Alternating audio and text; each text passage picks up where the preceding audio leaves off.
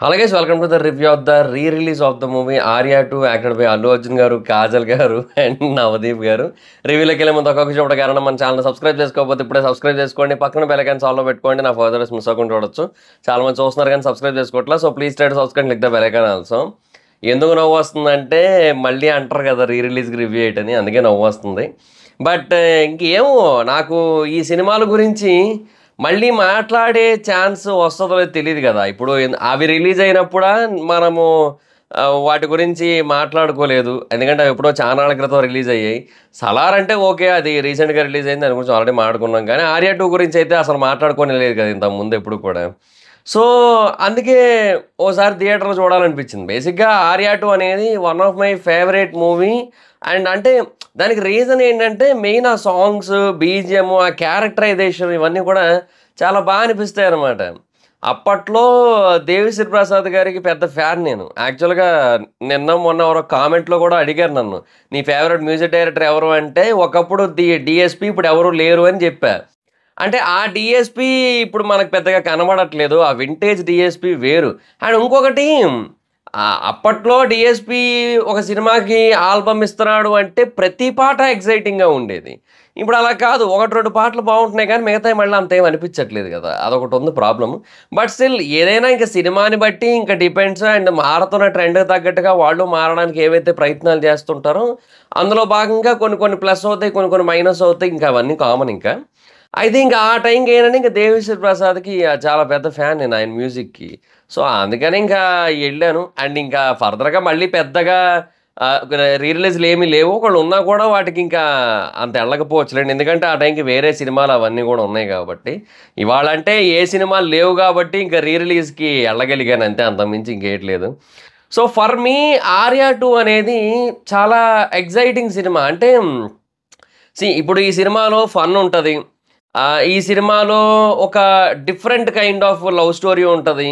ఈ సినిమాలో ఫ్రెండ్‌షిప్ ఉంటది. ఈ సినిమాలో ప్యూర్ బాండ్స్ ఉంటాయి మాక్సిమం. ప్రతీదీ కూడా ఆల్మోస్ట్ చాలా న్యాచురల్‌గా ఉన్న ఫీలింగే కలుగుతది. అంటే ఆ క్యారెక్టర్స్‌ని అంత బాగా ఎస్టాబ్లిష్ చేశారు. ఆ స్టార్టింగ్ సీన్ నుంచి ఎండింగ్ సీన్ వరకు ప్రతీదీ కూడా అసలు ఏమంటే అంటే రియల్‌గా అలాంటి క్యారెక్టర్స్ ఉన్నట్టయితే ఎలా ఉంటదో అది మనకి కళ్ళకి కట్టినట్టు చూపించినట్టే ఉంటదనమాట సినిమా అనేది. సో, మెయిన్ ఈ సినిమా అంత బాగా నచ్చడానికి అదొక మేజర్ రీజన్. రెండోది ఇక పాటలు. ఇంక తెలిసిందే గదా! ఇంక థియేటర్‌లో కాన్సర్ట్‌లవుతాయి. ఇక అలాంటి పాటలుంటే ఇంకేమవుతది జెప్పండింక. సో, అప్పట్లోనే ఈ పాటలు ఒక సెన్సేషన్ క్రియేట్ చేసాయి మనకందరికీ తెలిసిందే. అండ్ అల్లు అర్జున్ గారి డాన్స్ గూడా ఈ సినిమాలో నెక్స్ట్ లెవెల్ ఉంటది. అండ్ అప్పట్లో ట్రై చేసేవాళ్ళం.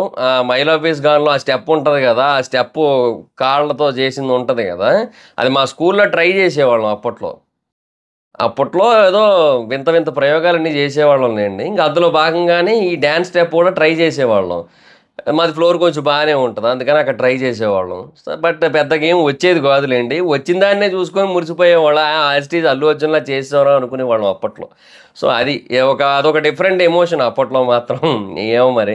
సో, ఏదైనా సరే 'ఆర్య' అనేది ఎంత ఎక్స్‌ట్రార్డినరీ ఫిల్మో 'ఆర్య 2' దానికంటే ఎక్స్‌ట్రార్డినరీ ఫిల్మ్. కాకపోతే ఏంటంటే అది రిలీజ్ అయిన టైంకి మేబీ ఈ కైండ్ ఆఫ్ సినిమాలు చూడటం అనేది ఇంకా అలవాటు కాలేదు.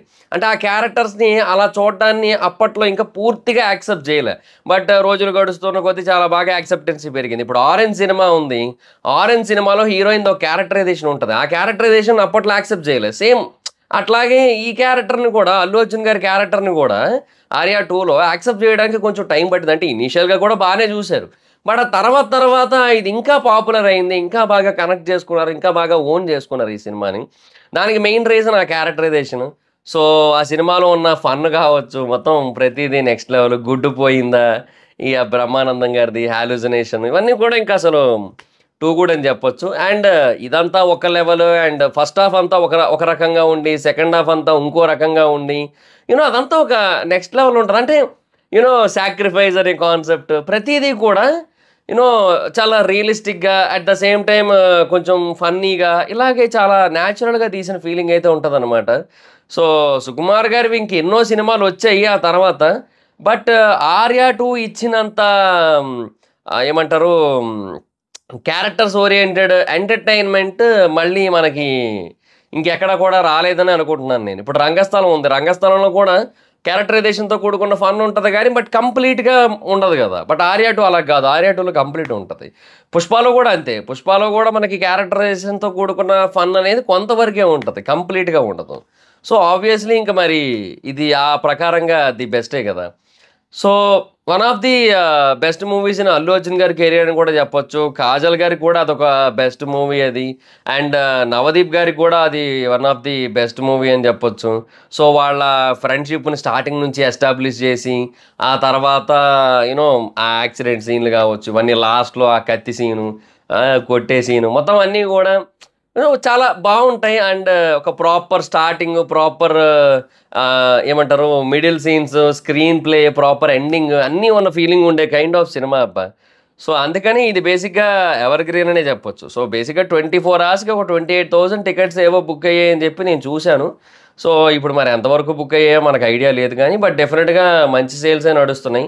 అంటే ప్రీ బుకింగ్స్ అరౌండ్ 2 క్రోర్ దాకా ఉన్నట్టుగా ఇన్ఫో అనమాట.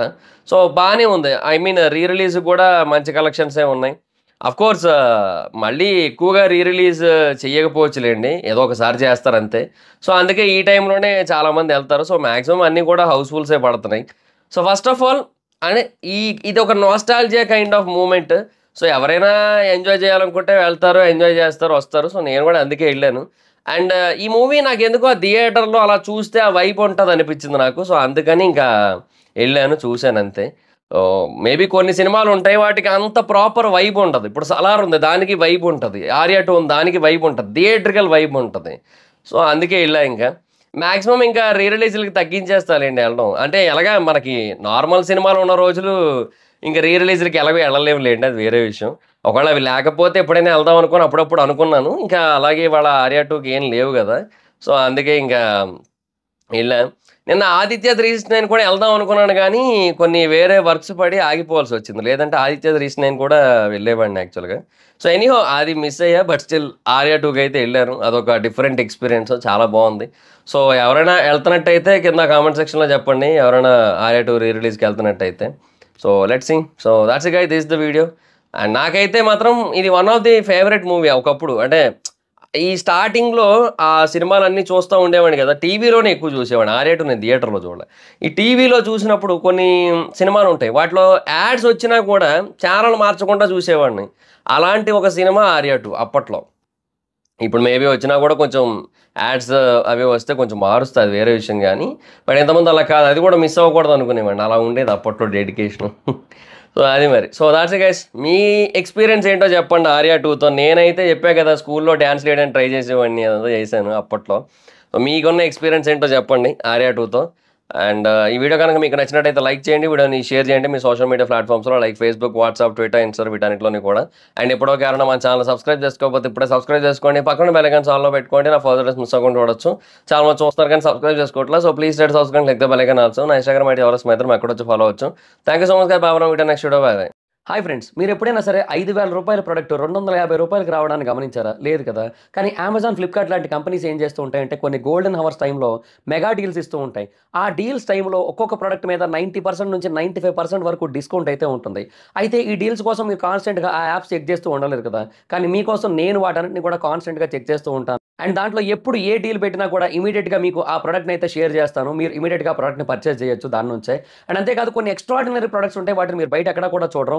వాటి గురించి కూడా నేను మీకు షేర్ చేస్తాను. మీరు సింపుల్‌గా చేయాల్సింది ఒకటే, కింద డిస్క్రిప్షన్‌లో మన టెలిగ్రామ్ ఛానల్ లింక్, మన వాట్సాప్ ఛానల్ లింక్, మన ఇన్‌స్టా బ్రాడ్‌కాస్ట్ ఛానల్ లింక్ ఉంటాయి. వీటిలో మీరు ఏ యాప్ ఎక్కువగా వాడతారో ఆ యాప్‌కి సంబంధించిన లింక్ మీద క్లిక్ చేసి ఆ యాప్‌లో ఉన్న మన ఛానల్‌ని ఫాలో అవ్వండి. దాంట్లో రెగ్యులర్‌గా చాలా ప్రొడక్ట్స్ అయితే మీకు అప్డేట్ అవుతూ ఉంటాయి. అండ్ ఆ ప్రొడక్ట్స్‌లో మీకు ఏది నచ్చినట్టయితే దాన్ని మీరు కొనుగోలు చేయొచ్చు వెంటనే. సో, డిస్క్రిప్షన్‌లో లింక్స్ ఉన్నాయి. వెంటనే ఫాలో అవ్వండి.